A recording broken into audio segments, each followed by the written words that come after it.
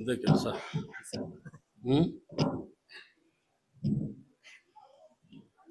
ಇದ್ದೋಗ್ತಾ ಇದ್ದೋಗಲ್ಲ.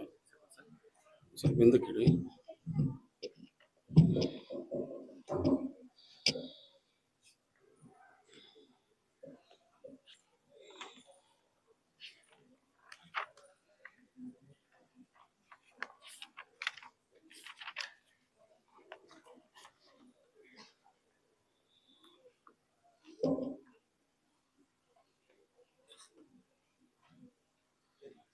ಏನಿಲ್ಲ ಏನಿಲ್ಲ ಏನಿಲ್ಲ ಏನಿಲ್ಲ.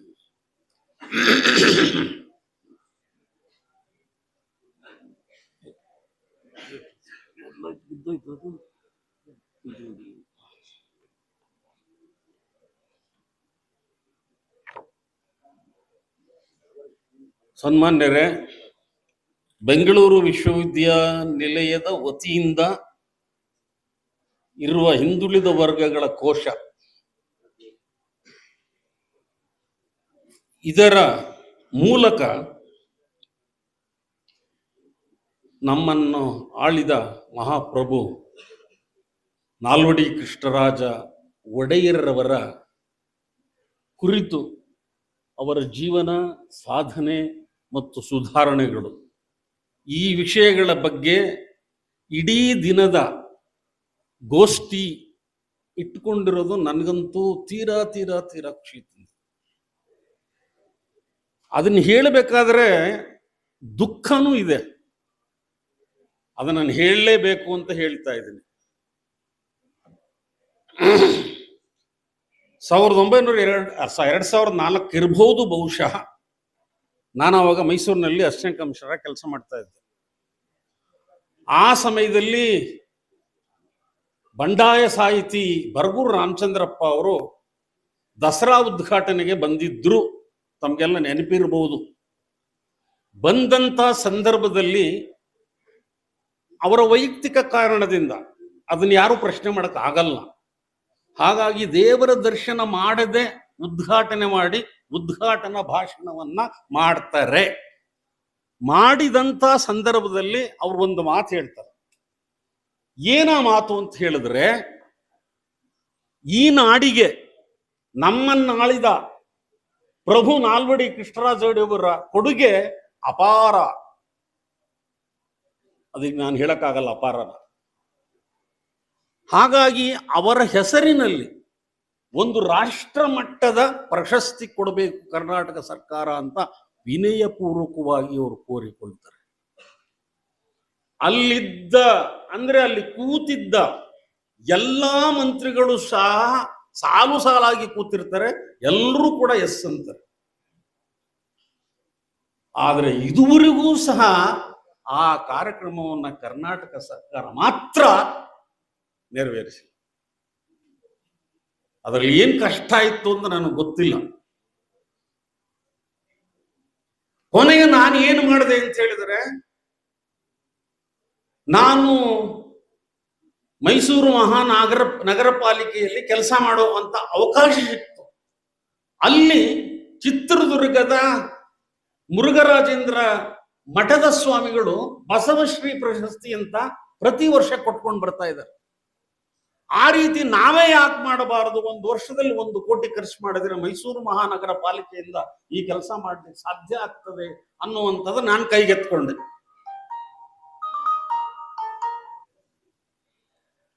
ಅವಾಗ ಎಲ್ಲವನ್ನೂ ಸೇರಿಸಿದೆ.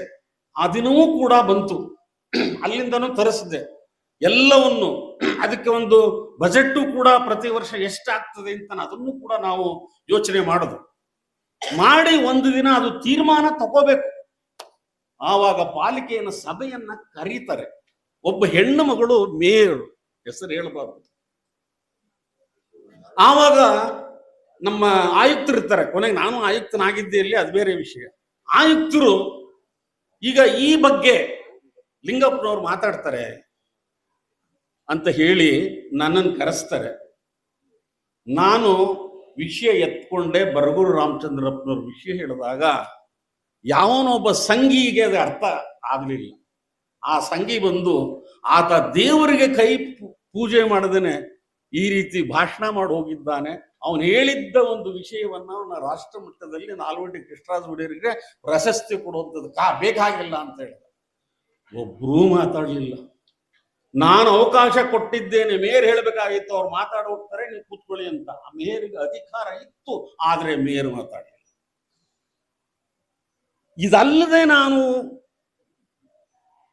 ಹಿಂದುಳಿದ ವರ್ಗಗಳ ಆಯೋಗದ ಸದಸ್ಯನಾಗಿದ್ದಾಗಲೂ ಕೂಡ ಮೈಸೂರಿನಲ್ಲಿ ಅಂಜರಾಜರಸ್ ಅಂತಿದ್ದಾರೆ, ನೀವೆಲ್ಲ ಕೇಳಿದಿರಿ.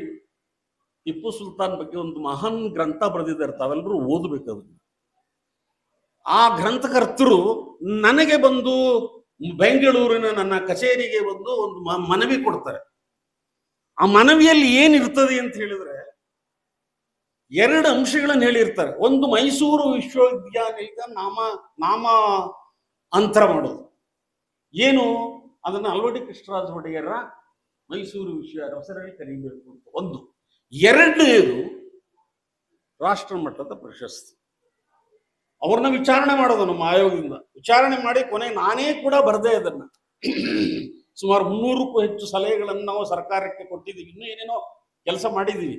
ಈ ಜಾತಿ ಗಣತಿ ಮಾಡಿದ್ ನಾನೇ, ಅದು ಬೇರೆ ವಿಷಯ. ನಾನು ಅಂದ್ರೆ ನಾವು, ದಯವಿಟ್ಟು ತಪ್ಪು ತಿಳ್ಕೋಬೇಡಿ. ಅದ್ರಲ್ಲಿ ಮುಖ್ಯವಾಗಿ ಭಾಗವಹಿಸ್ತವ್ರು ನಾನು, ಇರ್ಲಿ.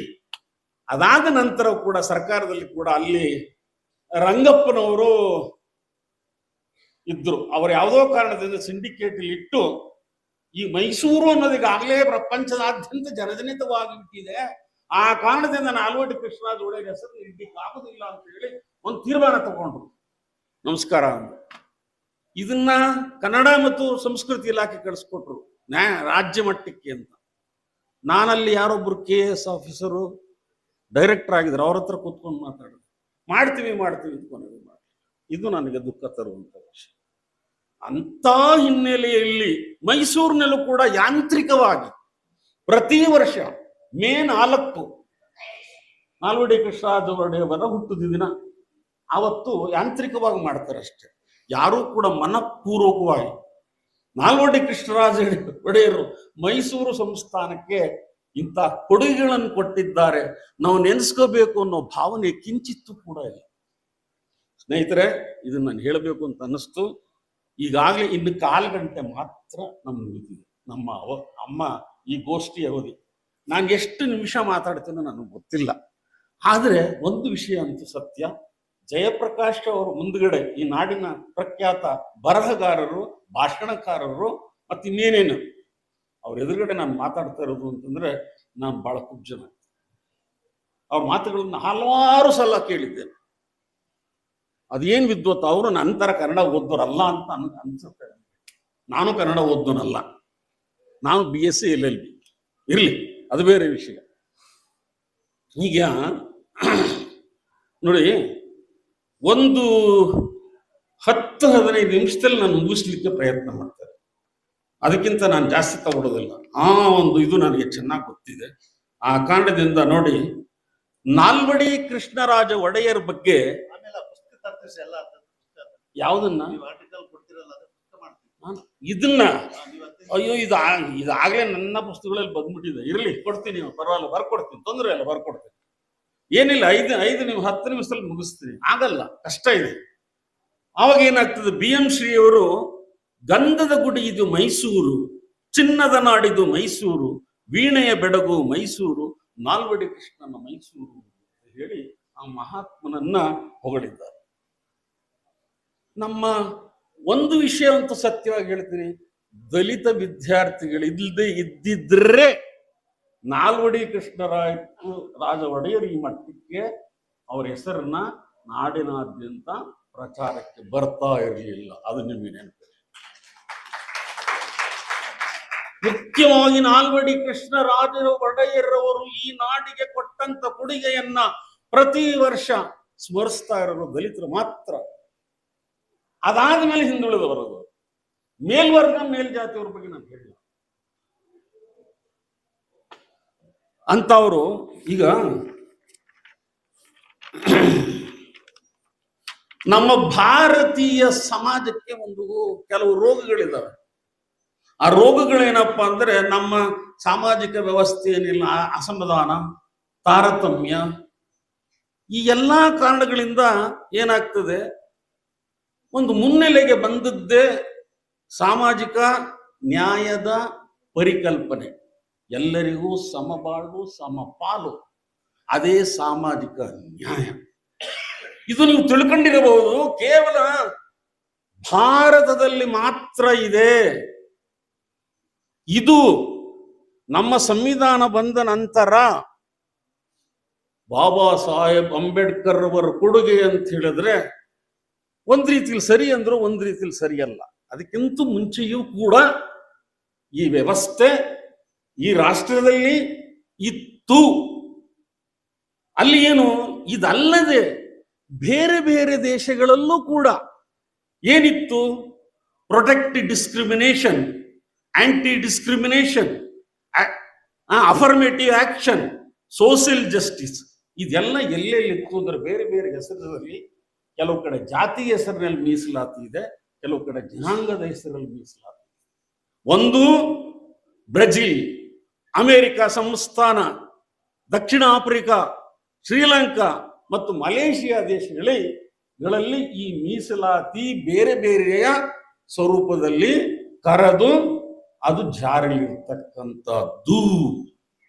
ಇದಕ್ಕೆ ಪರ್ಯಾಯವಾಗಿ ಉಪಚಾರ ತತ್ವ, ಆದ್ಯತಾ ಉಪಚಾರ ತತ್ವ ಅಂತ ಹೇಳಿ ಯಾರು ಶೋಷಿತರಿರ್ತಾರೋ ಅವರಿಗೆ ಒಂದು ಕುಂಟನಿಗೆ ಒಂದು ಊರುಗಾಲು ಕೊಟ್ಟಂಗೆ ಅಥವಾ ಒಂದು ದೊಣ್ಣೆ ಕೊಟ್ಟಂಗೆ, ಅದು ಅಷ್ಟೇ, ಇನ್ನೇನು ಇಲ್ಲ.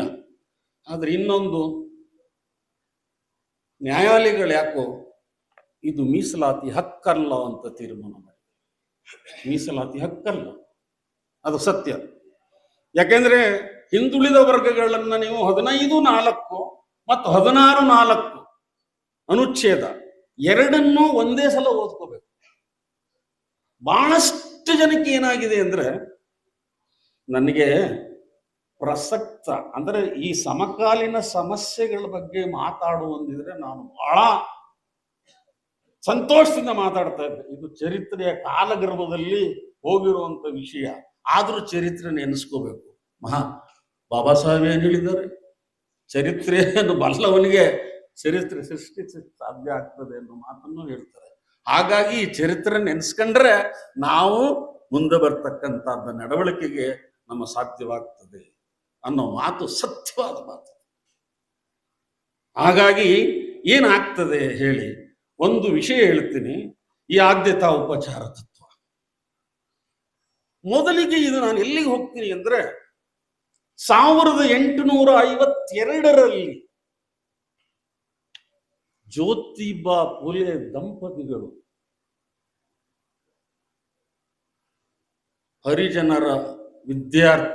ಹರಿಜನರಿಗೋಸ್ಕರ ಪ್ರತ್ಯೇಕ ಶಾಲೆಗಳನ್ನು, ಅವಾಗ ಹರಿಜನರಂತಿರೋ ಏನಂತಿರೋ ಗೊತ್ತಿಲ್ಲ ನನಗೆ, ಪರಿಶಿಷ್ಟ ಜಾತಿ ಅಂತ ಬರೀತಾರೆ.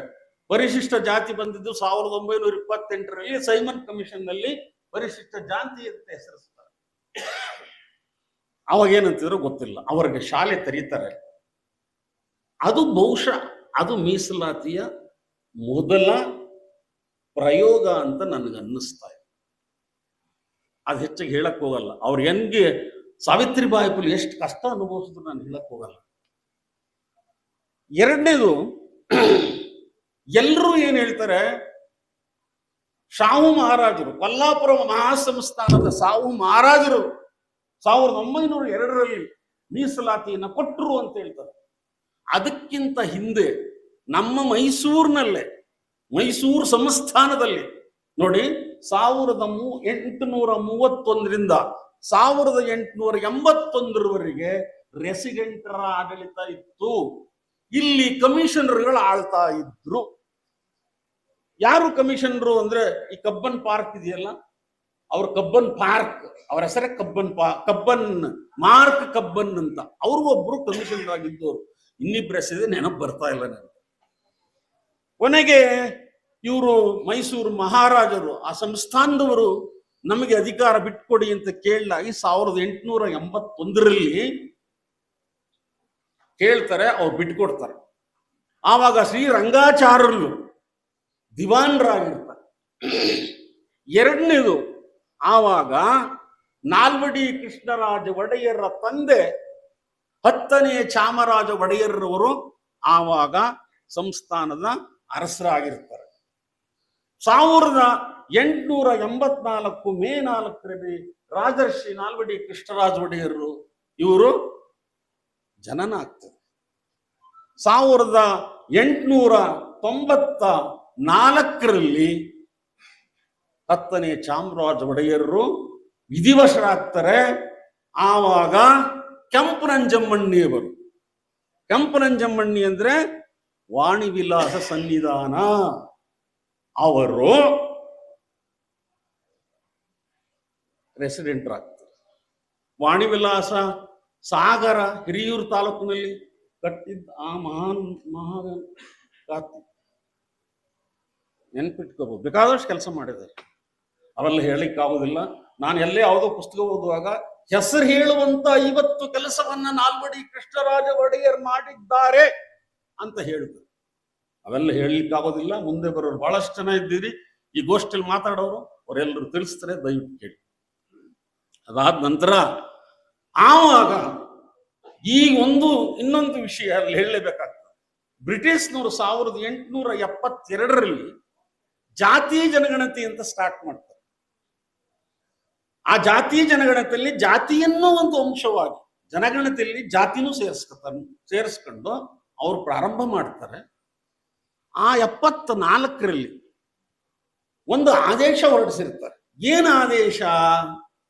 ಆ ಆದೇಶ ಅಂತ ಅಂದ್ರೆ 10 ಜನ ಪೊಲೀಸ್ ಹುದ್ದೆಗಳಿಗೆ 8 ಜನರನ್ನ ಹಿಂದುಳಿದ ವರ್ಗಗಳಿಂದ ತಕ್ಕೋಬೇಕು ಅಂತ.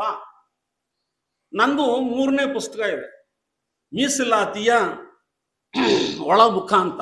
ಅದಕ್ಕೆ ಮಾನ್ಯ ಜಯಪ್ರಕಾಶ್ ರವರೇ ಮುನ್ನುಡಿ ಬರೆದಿರೋದು. ಅಲ್ಲಿ ಅವ್ರು ಹೇಳ್ತಾರೆ ಮುಂದೆ ಏನಾಯ್ತು ಅಂತ ಹೇಳ್ಬೇಕಾಗಿತ್ತು ಅಂತ. ನಾನು ಬಹಳಷ್ಟು ಹುಡುಕಿದ್ದೀನಿ ಸರ್, ಅದೆಲ್ಲೂ ಸಿಗ್ಲಿಲ್ಲ. ಅದಷ್ಟು ಸಿಗುತ್ತೆ ವಿನಃ ಎಲ್ಲೂ ಸಿಗ್ಲಿಲ್ಲ. ಅವ್ರಿಗೆ ಉತ್ತರ ಕೊಡುವಂತ ಸಂದರ್ಭ ನನಗೆ ಬಂತು. ನಾನು ಮುನ್ನುಡಿ ಬರೆದಿದ್ದಾರೆ ಅವರು ನನ್ನ ಪುಸ್ತಕ, 3ನೇ ಪುಸ್ತಕಕ್ಕೆ. ಆವಾಗ ಅದು 1874ರಲ್ಲಿ ಬ್ರಿಟಿಷ್ನವರು ಒಂದು ಆದೇಶ ಮಾಡಿರ್ತಾರೆ.